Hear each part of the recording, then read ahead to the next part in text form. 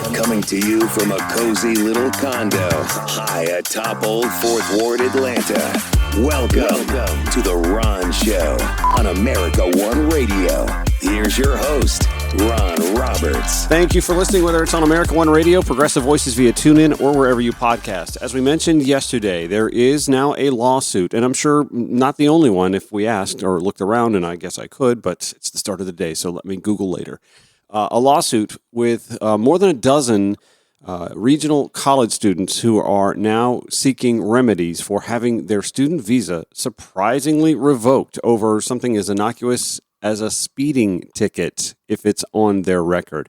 Joining me to discuss that, one of the attorneys who filed the suit from the Cook and Baxter law firm here in Atlanta, Georgia, Dustin Baxter. Thanks for joining me this morning. I appreciate that. You bet. My pleasure. Thanks for having me. So it's my understanding as of yesterday, it was 17 students. Has that number changed? Yes, we did a supplemental filing last night, amending the complaint to include 133 students. Okay. Does that make it class action at this point? No, still mass action. Not quite class action, but close. Yeah. So is this the only lawsuit that I haven't really scanned the headlines, but there have to be other firms who, or at least cozying up to the idea, right? I mean, I know there's a lot of intimidation out of this White House right now, but... Yeah, no, so there are several of these lawsuits that have been filed throughout the United States. We are definitely the largest. Most of the others are one-offs or maybe two or three people included in the suit, but they have been filed. And in most of those cases, TROs have already been granted, so it was very quick. Ours is a little bit delayed because we're having to work so hard to add all these additional students. But we have the hearing coming up on our filing tomorrow morning. Well, let me ask you this. This is a big deal, a big case for you guys. Are you guys even like reaching out to other firms or freelance paralegals or anything like that? Like you need the help. Let me know. Do we need to send the cavalry in for some assistance, some volunteer work or anything like that? Right, we are bursting at the seams with cases right now for sure. But we fortunately have what I think is the best team in the United States of immigration lawyers and paralegals. We may get to the point where we're going to have to bring some other people in, but up to date, we haven't slept a lot, but we've gotten everything done. Great. With just what we have. Let me talk again about the intimidation factor. It has to weigh on you. It has to be something that you and Charles discussed, right? Do we take this on in this environment when other law firms are bending the knee from apparent intimidation coming out of this White House? Was there any discussion or any concern about this whatsoever? Yeah, there is some concern, and we've been very active in big cases like this in the past during the first Trump administration. And one thing that happened during those cases before is that we got threats and calls and emails and things from some maybe political extremists who threatened to harm us and our families and different things. So that's always been the fear. But I was talking to somebody about this just the other day. I was like, I'm kind of over my fear of the wackos out there. And strangely enough, the biggest fear that we have is our own government now. Because there's definitely a crackdown and intimidation. There was an executive order focusing on all these, grouping everybody who practices immigration law into kind of unscrupulous lawyers. So there is that fear, but we can't operate in fear. We have to do what's right for the sake of doing what's right. And if we receive repercussions, by this administration, then we'll deal with it. We know we're in the right, and we'll know that we'll prevail in whatever we need to do to fight against this. But you've seen the prevailing haircut given at Seacoat in El Salvador. Do you know how you would look wearing it? I'm just wondering if yeah. I mean, I joke, but I mean, at the same time, do the students also that you guys are talking to, have any of them, well, first of all, do they all come to you, or have you approached some to add them to this suit? Is there any hesitation? We have not, yeah. I mean, because they have to be fearful as well as being snatched off the street. Absolutely. Yeah. So we have not approached anybody. Everybody that's come to us has come to us either through word of mouth or through the universities who are referring them to us. But yes, there is a fear. That's why we're everything is done under an alias. It's under John Doe, Jane Doe. These people are deathly afraid of their identity getting out because they know that they'll be focused on, they'll be targets of this administration. They'll come out pick them up using a SWAT team or whatever, crazy methods they're doing to try and intimidate and scare people. Maybe DHS Barbie will be there with her gun Oh my God. and pick these people up. So yeah, there's the fear, and some of the people who are included, at least in the initial filing, were wanting to go to court. But the more they thought of it, and in talking with other people and talking with us, they thought, there's a good chance that DHS could be there. And if they're there showing their face in support of the case, there's a good possibility they might get picked up. That's intense. So are you literally advising your clients, don't leave your house, stay home, order in, DoorDash, don't show your face? I mean, what? No, so because their identity is protected, we're not advising that. But I will say that everybody that we've talked to, and most of the people who are included in the complaint, have offered that information. They've said, until we know what happens in court on Thursday, we're not leaving the house. They can't go to school because their CVIS has been terminated.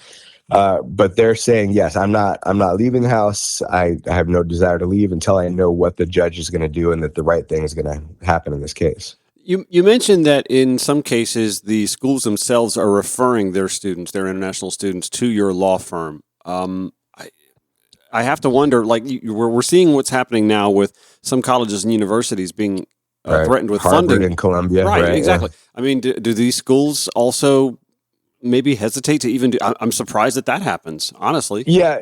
I think that they're doing it because they know that there's no real proof that they're doing it. They're not publicizing that they're doing it. Okay. Well, you just did.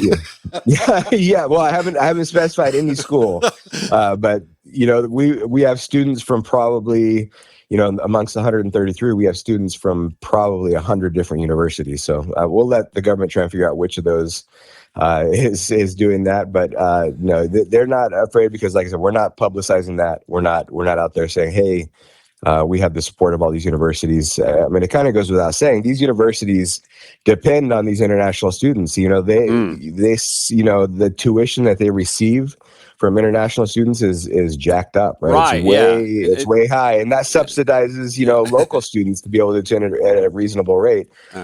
So yeah, it's in their interest to continue with the student visa program and to have these international students keep coming and studying at their university. I think that's an important reminder. A lot of folks, particularly on the right, think that the international students are here on scholarship or something and getting a free ride. And no, they're paying not just out of state, but they're paying out of country tuition. It would shock people what these individuals are paying for tuition. And it just, that speaks to part of the reason we're doing this is because these students have made such sacrifices, their families have made such sacrifices to send them here for these quality educations, and to have the rug pulled out from under them, a lot of times when they're so close to graduating and facing the prospect of having to start over from zero, it's heartbreaking. We're with Duxton Baxter with the Cook & Baxter law firm here in Atlanta. They have taken on a mass action lawsuit, more than 125 students now who are filing to have the reversal of their student visas being revoked so they can continue their education or their post-education graduate work so that they can become productive members of either this or the society that they originally came from. And we have an important hearing on Thursday. Tell us what the details, what's this timeline look like? Yeah, so we're asking the judge to immediately issue a restraining order, basically asking that these students be placed back into the CVIS registration so that they can continue with their studies. And what you just said is important to remember too. So a lot of these people, when they graduate from their programs, they're given what's called optimum practical training. OPT is what it's known as. So a lot of these people, we call them students, but in actuality, they've already entered the workforce. So we have all these U.S. employers and institutions that are employing a lot of these individuals, and all of a sudden they're being told, hey, you can't employ that person anymore. They're in the middle of huge research programs, research projects.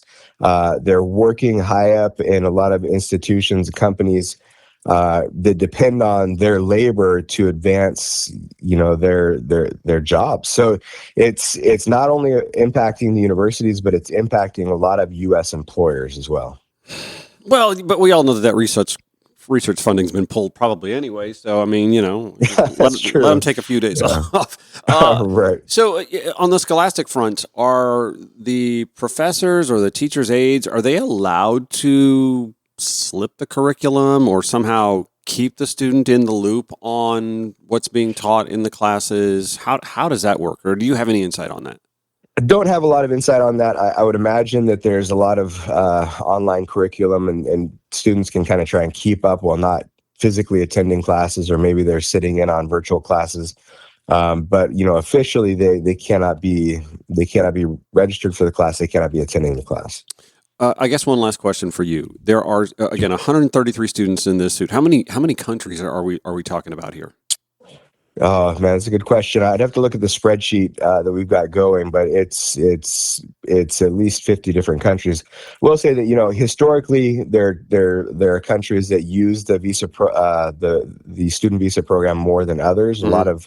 A lot of students from China, a lot of students from India. Right. So if I had to say, what are the two biggest countries of origin that are impacted by this, it would be Indian and Chinese. But we have people from France, from Germany, from Korea, from African countries, Central America, South America. So it covers the spectrum. But, the two biggest groups would be China and India that are affected by this. And when you take the phone call from the angry parent, are you able to? I know English is spoken more prevalently across the world than I think a lot of us are aware of, but are you getting angry calls from parents from around the world who want to know what's going on with their child's case?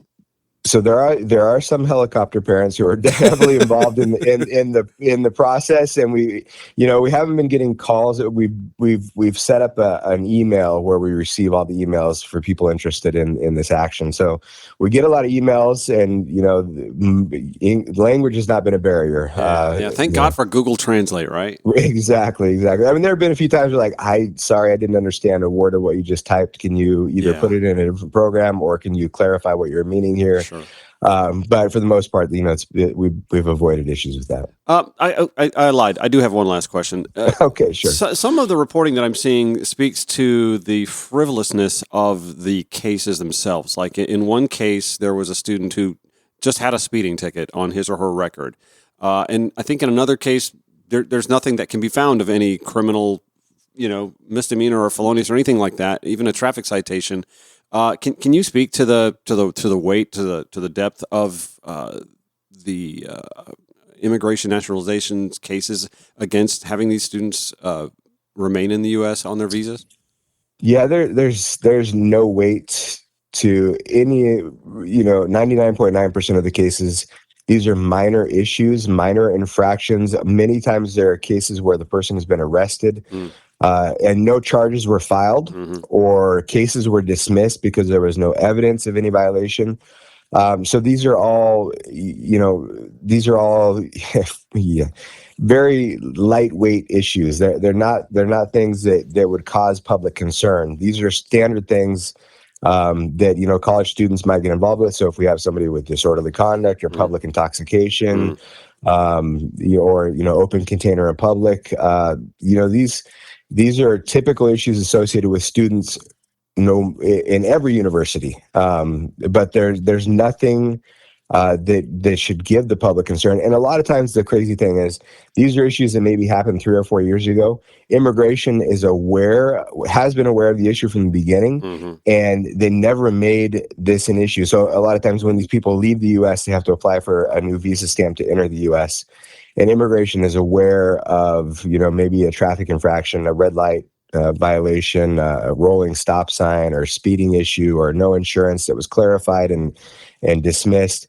So these have all been disclosed to immigration in the past, and they've never risen to the level of concern within immigration that they would even consider revoking somebody's visa or status. What we think happened is that DOJ got access to the database. Yep. They ran some AI program and pulled everybody who had any kind of encounter or even had an interview with law enforcement that showed up in the records. And those people, without actually looking into what the issues were, they were just blanket denied or revoked. And it's concerning. It's very concerning.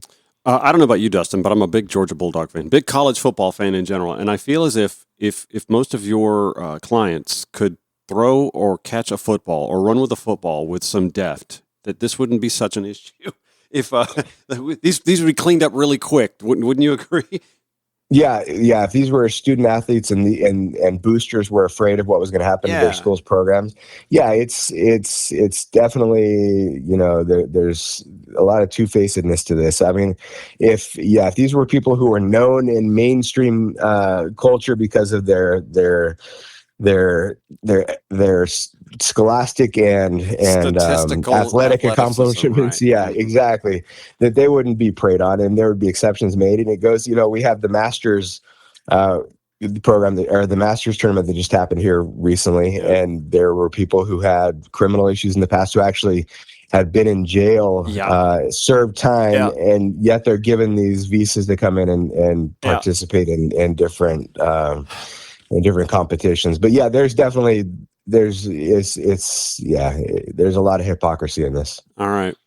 Dustin Baxter with the Cook and Baxter Law Firm, taking on the plight of 133 so far college students hoping to have their student visas reinstated so that they can stay here, finish their education, finish their postgraduate work as well. Thank you so much for taking some time and answering some. I'm sure some of these were dumb questions, but this is all new turf for me, and I have to imagine this isn't even something that you've had to dive into all that much when dealing with immigration law. Never dreamed that this would be an issue, but no, I appreciate you having us and shedding some light on what's going on, because hopefully people are outraged. We're outraged, and we want to see justice done here. And if there are other international students who might be faced with this, they can just head to your website. You guys have a contact form that folks can get some more information from you, right? Exactly. We're still reviewing people. We anticipate that thousands of people have been impacted, and we anticipate that we're going to be adding several hundred more to this action. All right. Dustin Baxter, Cook and Baxter Law Firm. Thanks for joining the Ron Show today. I appreciate that. All right. Thank you. The Ron Show on America One Radio, Progressive Voices via TuneIn. So I have like 4 minutes in this segment, 4 minutes in the next segment. Later on, we're going to talk with Patty Durand, who is starting a consumer watchdog for those of us who have been burdened with some pretty large utility rate increases in the state of Georgia. She says historic. So we'll talk with Patty Durand a little bit later about that. I want to give a few minutes to the Marjorie Taylor Greene Town Hall, where, as the Ackworth Police Department described it, this was an opportunity for, how did they word it? For her to communicate to her constituents, not with her constituents. This town hall was never going to be a town hall to begin with unless you had your questions approved by Marjorie Taylor Greene and her staff to be asked in the first place. Instead, if you had any comments that were going to be unscripted, like this poor guy, you were going to be ushered out and at the exit, tased on the way out. Taser.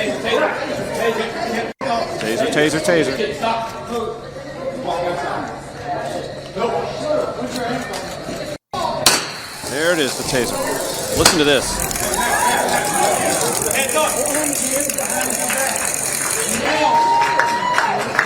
Do you hear the applause from the MAGAs in the audience? This is a peaceful town hall. Uh-huh. The Democrats have been rioting.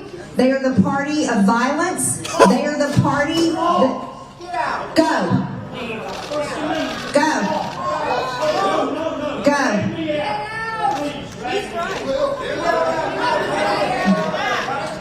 If you want to sit and listen, you're welcome to listen. Everyone across the aisle. That's right. If you want to sit and listen at a town hall, not speak out, those arrested, according to Ackworth, Georgia's police department, Andrew Russell Nelms, 40-year-old white male.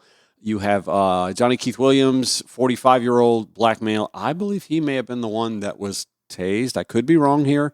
Kiana Davis, white female, age 28. And who am I missing here? I got Johnny Williams. Okay, I guess those are the three. Okay. So anyway, that's some of the highlights from Marjorie Taylor Greene's town hall, which, by the way, included her saying, the reality is tariffs are not a massive tax on the American people. Oh, that's news to me.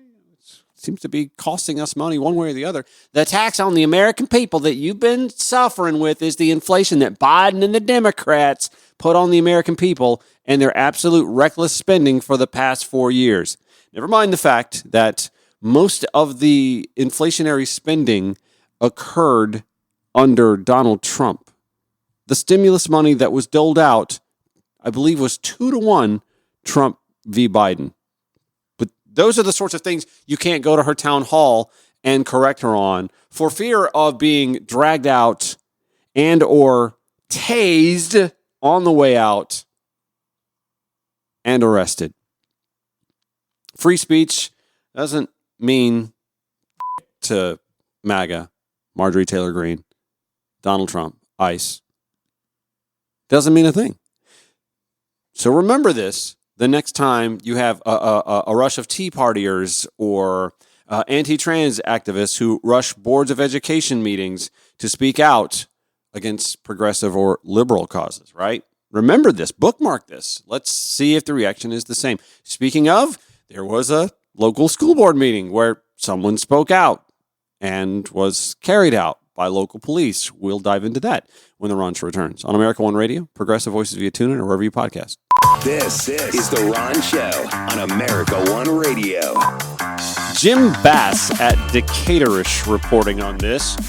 An audience member, someone who we've spoken about on this show before, Lena Kettler, was removed last night from a Decatur school board meeting where they were discussing the school district's equity policies.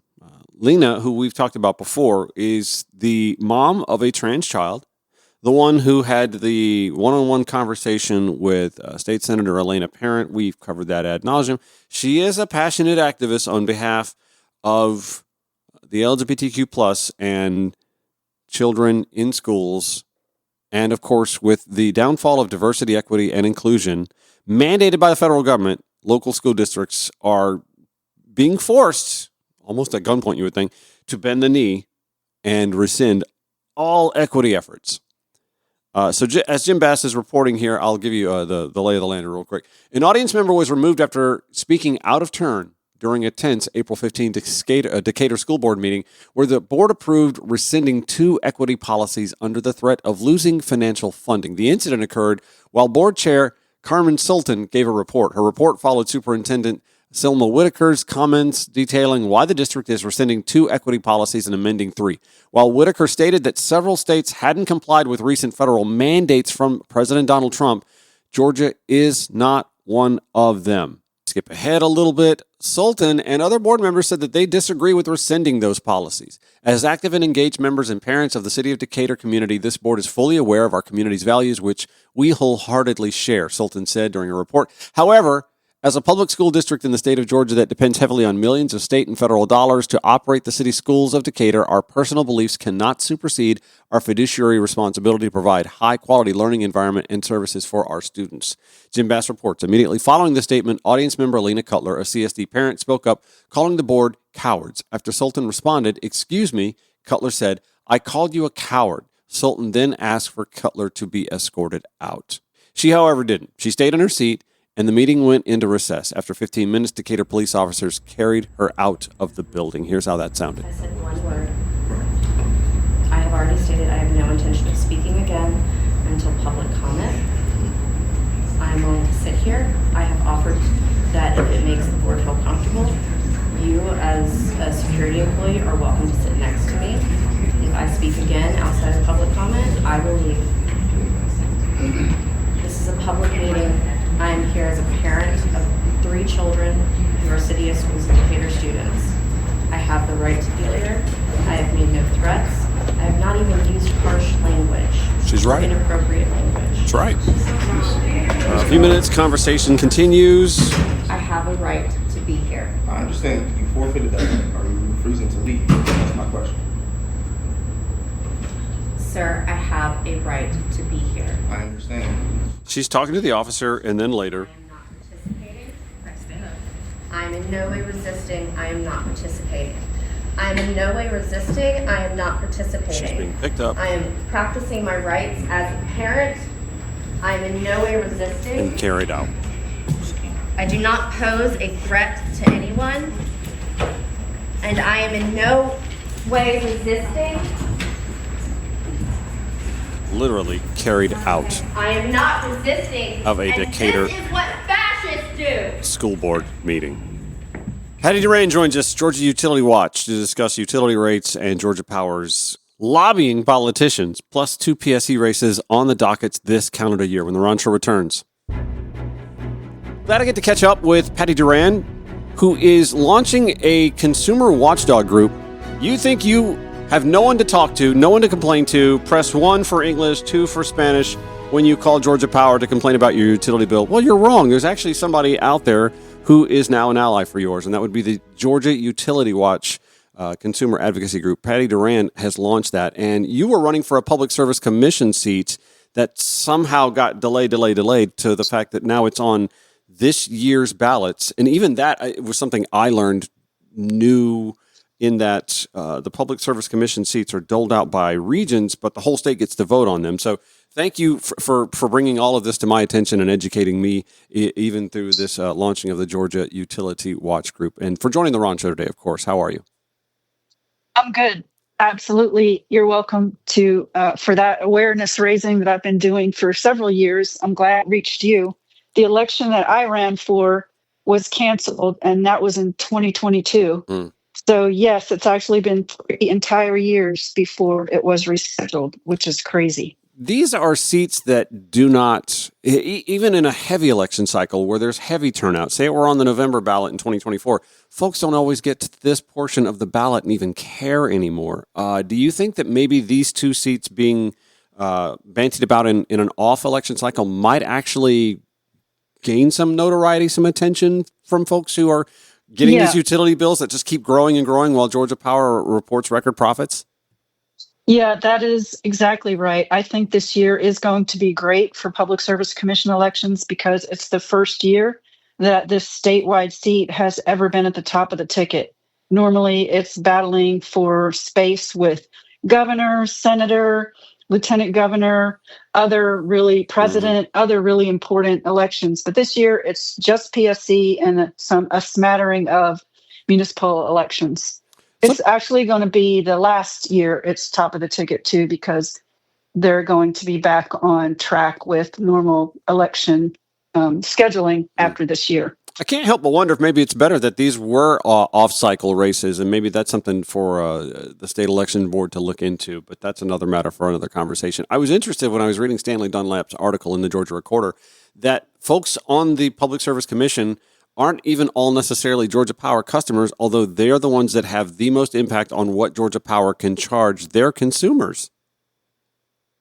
I think that's one of the most shocking things I discovered as I remained engaged at the commission, waiting for the 2022 election to get rescheduled. And so for these 3 years, I've remained closely engaged, attending hearings, reading filings, speaking at public comments. And I was watching a hearing when the commissioners were asking each other, well, how much is the nuclear construction cost recovery tariff anyway? They were trying to decide how much to make it for the next year. This was something like in the fall of 22. And they were asking each other, and one of them said, well, I think it's $1 a month. And the other one said, no, I think it's more like $2.50. And I'm sitting there watching them wonder, and I'm thinking, how do they not know what it is? They not get Georgia Power bills? It's right on the bill. They're not paying Georgia Power bills, are they? That's the only answer. So I went to the commission website where it has Meet the Commission, and it says where they live. And I looked up where they live and determined that none of them are paying a Georgia Power bill. It's unbelievable that 2.7 million Georgia Power customers have no representation on the commission. A bedrock of American elections is representation. It's why we were founded.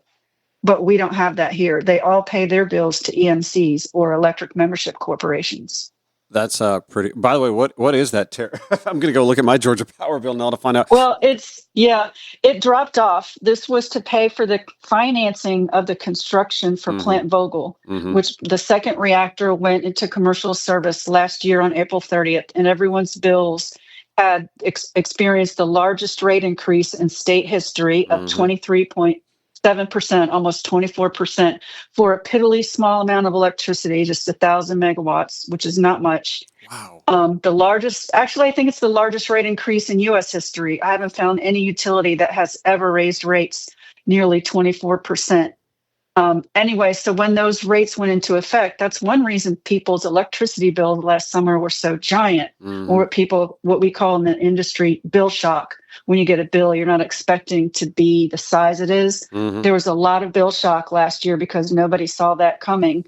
So the tariff that paid for the financing of the construction dropped off the bills. And some people think, oh, we've paid off Plant Vogtle. That line item is gone. No, your rates went up 24% to pay for it. And that's just not shown separately. I love and I love that term for it too. What was it? The cost overrun tariff, which is just a rate increase. It's akin to a tax. It's a tax. We call it a tariff because that's just what the document is called that Georgia Power files. But it's a tax, and it's a cost. It wasn't overruns, not in the name. It's nuclear construction cost recovery. It's a mouthful. We call it NCCR too, but it was to pay for construction, the financing of construction, because the costs of construction were so huge in the billions that the legislature decided to allow Georgia Power to collect the financing costs throughout construction, which they profited from handily, by the way, in the billions also. They profited even from that? Yes, even from that. And I questioned someone on staff at the commission. I'm like, why are they profiting off of the financing of construction? That doesn't make sense to me. And he said, well, it's like a mortgage. You know, your bank makes profits off the mortgage that you pay for your house. And I'm like, this is not a bank. Yeah. This is not a mortgage. It's not a for-profit entity. Yeah, it's not supposed to. Well, I mean, I guess, Georgia Power itself is a for-profit entity, but the Public Service Commission itself is not. No, but the tariff and the payment for the financing went to Georgia Power, not the commission. So you launched this consumer watchdog, Georgia Utility Watch, not just to nickel and dime, and these aren't nickels and dimes, but not just to quibble over nickel and dime or how consumers are taking on extra expenses through their rates and the increases, but also for the direction that the utility companies tend to take. And it's pretty alarming that in 2025, we're still looking at fossil fuel as not just a reliable energy resource, but a new energy resource for future planning. Can you speak to that? Right. I'm stunned by this. Yeah, I can. And actually, as I remained engaged, besides what we just talked about, the huge rate increase for Vogtle, there was a huge increase in our bills summer of 23 on fuel costs, what they call recovery, for when Russia invaded Ukraine in 2022. There were wild spikes in gas and oil costs, and Georgia Power uses a lot of gas to generate electricity. You know, to burns water that turns boilers that burn water that turn generators that make electricity. Sure. And that was billions and billions of dollars. Like $6 billion got added to our rates last June of 23, and that's just for what they already use. Since then, they have approached the commission and gotten approval to add another 6,000 megawatts, or 6 times the amount of Plant Vogtle generation of gas. And that's to meet the needs of data centers, which they consider a crisis. But climate change isn't a crisis in their minds. So that was in 23. And then now in 25, we have hearings again where they have asked the commission to authorize them to cancel all their planned coal plant retirements, which they were all in queue to be retired between 2028 and 2030. And now all of them are getting canceled. They're going to remain burning coal. It is ridiculous. I think I've counted up about 12 to 14,000 megawatts of gas and canceled coal for data centers. It's going to burn the planet up, basically. And one of the reasons I wanted to found Georgia Utility Watch was because there was just hit after hit from consumers, anti-consumer decisions, anti-renewable decisions, failing to regulate in the public interest. There was one decision last year that was so shocking to me, I literally felt dizzy. Like I could not believe it. It was so stunning. And I'm like, I can either run again for a public service commission. Now it's here finally, 3 years of waiting. Or I realized in the interim, the issues were so much bigger than one seat on the commission that we actually need state legislators to get involved. We need legislation. We need more attention. And back to your other point about, will this race get more attention because it's the only one? And I said, yes. And there's already been a lot of coverage. But in a couple weeks, a reporter from the New York Times is coming to cover PSC races, which would never happen in a normal election. Yeah. And this reporter's angle is he likes to write about little known elections with big consequences. Sure. And I can't think of a better description of Georgia Public Service Commission elections than that. Well, and I almost feel as if there needs to be a connecting of the dots or leading of the voter to connect the dots, show them the dots and help them connect. Hurricane Helene, a lot of southeast and east central Georgia, impacted by Hurricane Helene. Obviously, we know that storms have gotten stronger in the last few decades because of the effects of climate change. I mean, the science, there's a consensus on this now. This isn't just theory. And yet, on the heels of Hurricane Helene, to learn that our utility companies are looking back towards fossil fuel growth at you said, a disproportionate rate to even what Plant Vogel, which is supposed to be our green energy, hierarchy, our option here, is just stunning. And then the data center issue, that again, the legislation was there in the General Assembly to insist that the data centers themselves handle their own costs. And instead, the General Assembly kind of punted on that for the time being. So that's going to be on the backs of the consumer. Yeah, a couple of things to say about that. Regarding Hurricane Helene, that was the most powerful hurricane that had ever hit Georgia. And according to Governor Kemp, there have been 11 hurricanes just since he's been elected, double the normal pace. Right. But for Hurricane Helene, scientists have determined that was a more powerful storm because of climate change, because of the extra heat in the water that it came off of. That was abnormal.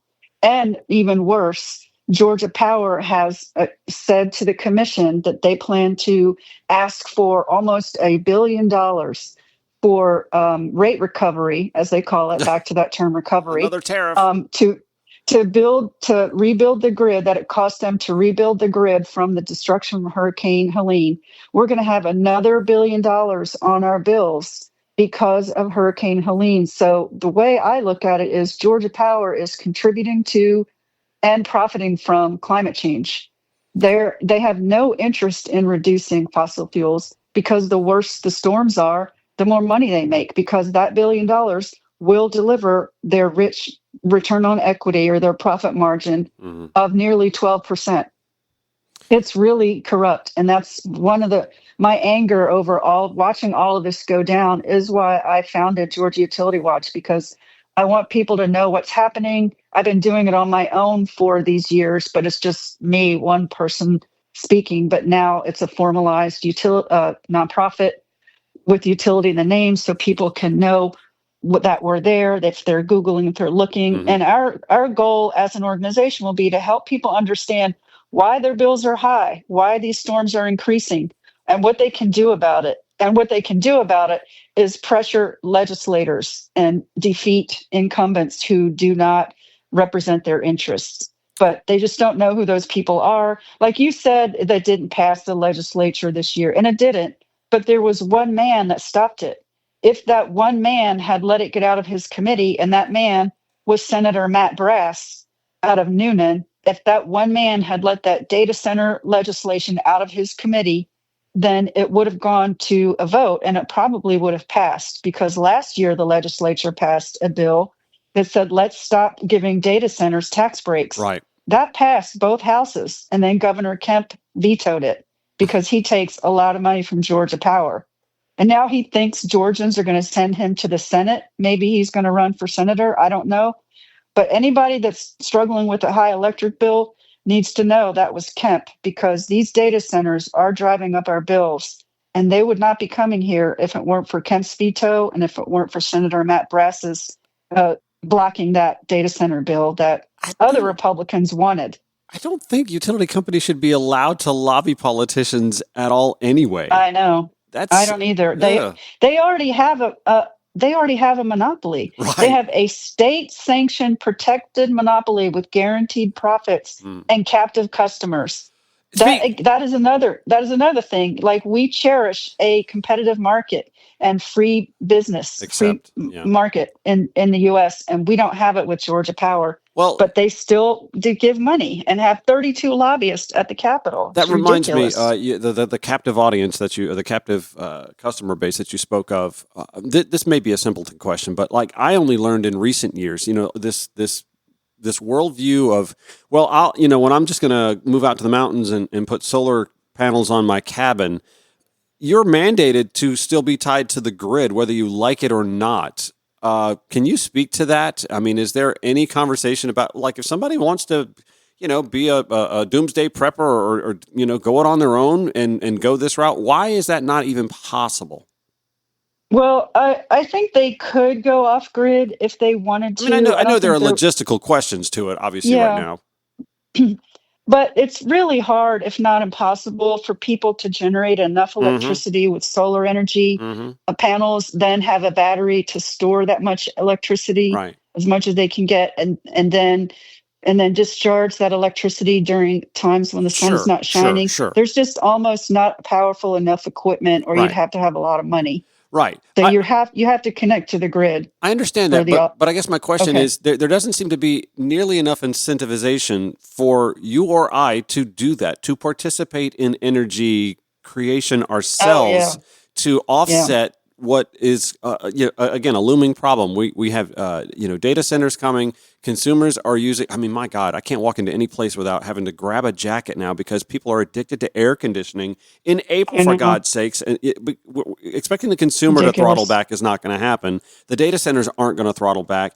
And so Georgia Power or these other utility companies, they just say, well, we got to go out here and burn more coal or burn more fuel or another plant Vogel with its cost overruns, instead of asking the consumers or getting involved the consumers with their participation as well. I just don't see any push for that. I don't see enough of a push for that, I guess I should say.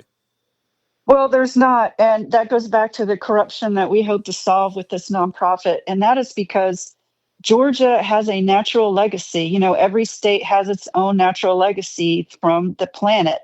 And our legacy is sun. We're a top 10 sunny state in terms of sun hitting Georgia and sunny days and really hot summers with long summer days. All that sun is going to waste because Georgia Power has blocked policies that would enable us to put rooftop solar in our home. And it's not just rooftop solar, which, by the way, that policy is net metering. We're not allowed to have net metering in Georgia because Georgia Power doesn't want it. And they also don't want it, well, Southern Company, who owns Georgia Power, also doesn't want it for Alabama or Mississippi, two other sunny states. So the three of us have almost like zero rooftop solar because there's no policies to help people put it on. And ironically, by blocking solar, Georgia Power ships in and gas via pipeline and coal via train from other places, other states, that we then have to pay so that they are not using solar, which is less expensive. And that is why they make a lot of money. That is why they have $2.5 billion in profits last year.